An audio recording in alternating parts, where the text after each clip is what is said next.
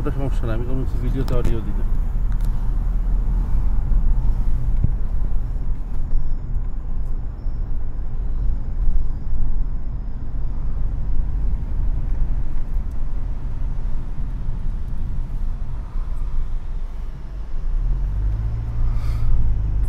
এই পাশের জিনিসটা দেখতে জাহাজ লাগে, এটা জাহাজ না।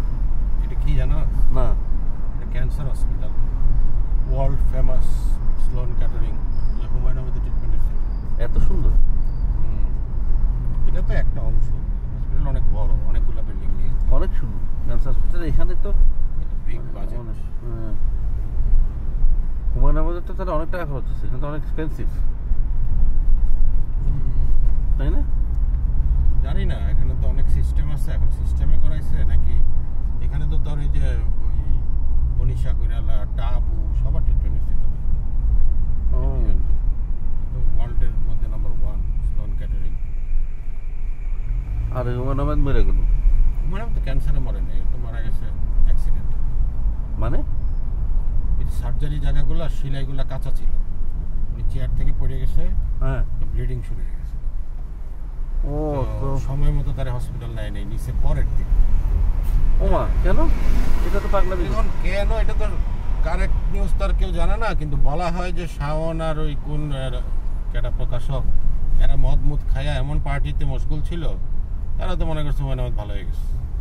তার খাটের থেকে ওঠা উচিত না, ওনার চেয়ারে বসে তারা মদ খেয়েছে, সেলিব্রেট করছে। ও ও এই কারণে মরে নাই, মরছে এই কারণে। আর বলছে যে ওয়ার্ল্ড ফেমাস হসপিটালে হুমায়ুন আহমেদকে বাঁচাতে পারেনি, মানে মানুষ কথা বলতে গেলে না না, এটা সবাই জানে, তুই কি লিখে জানাস না? এটা তো সবাই জানে যে এই কারণে মরে নেই, চেয়ার থেকে পড়ে মরে। তো অনেক লেখালেখি তো তোর তো হুশ নাই। না, আমি তো হুমায়ুন আহমেদের ব্যাপারে এত আগ্রহী না। কোনো ব্যাপারে কি আগ্রহী?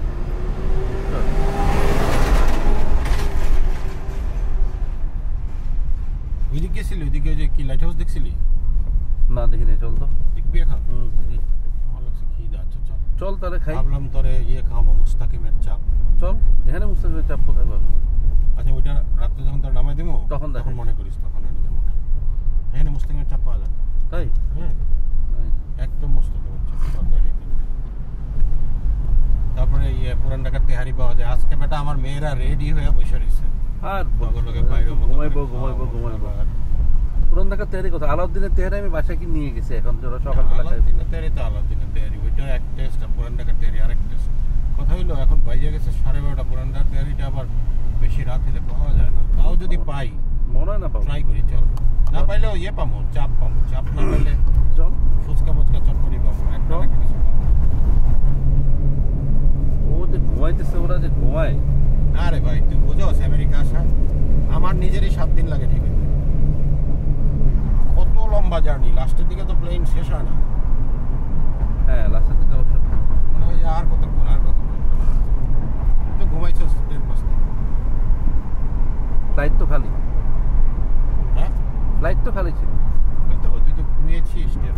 সিট মিট সব খালি, আরামসে ঘুমিয়ে যাবো।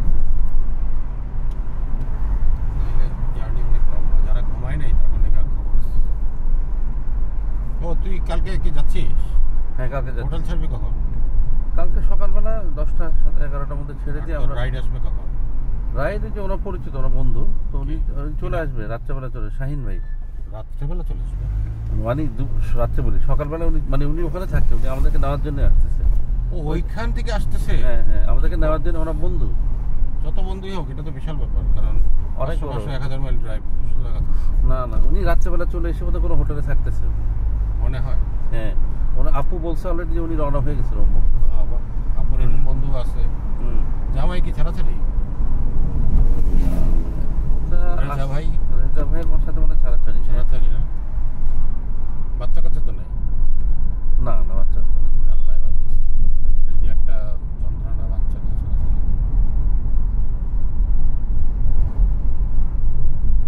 কয় বছরের সংসার ছিল? ছিল তো 2 বছরের, তো 3 বছরের সংসার তো ছিল।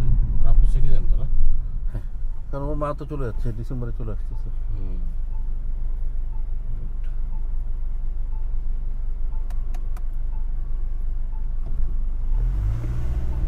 কি কি কি দেখলি তুই? খালি ম্যানহাটন হাঁটলি? ম্যানহাটন প্রচুর হাঁটছি, ভালো লাগছে। আর কি বললাম না, হ্যাঁ? আর ওই যে তোর ওই ইয়াটা দেখছি, যার নামটা জানি কি বলে ওটা, ওই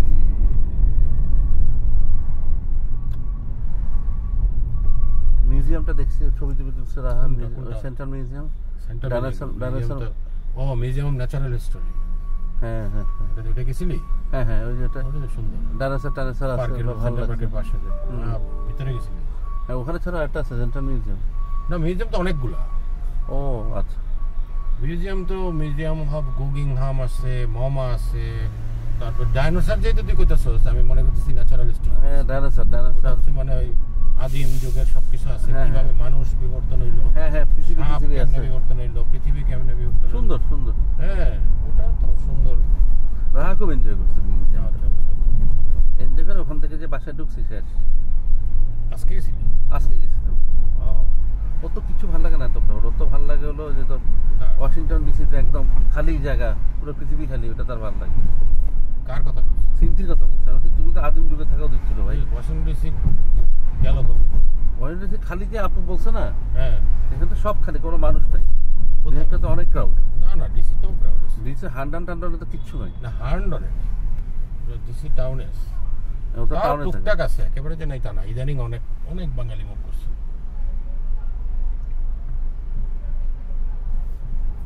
তোর কি নাম ওনার, হানিয়াপা কি অনেক বছর নাকি আমেরিকায়? আমাদের বিয়ে হয়েছে 12 বছর, উনি বোধহয় 8 বছর। না, এরকম ফ্রেন্ড আছে ডিসি থেকে আসতেছে পিকআপে। তোর হানিয়াপা আসতেছে না? না, আইলেই পারতো।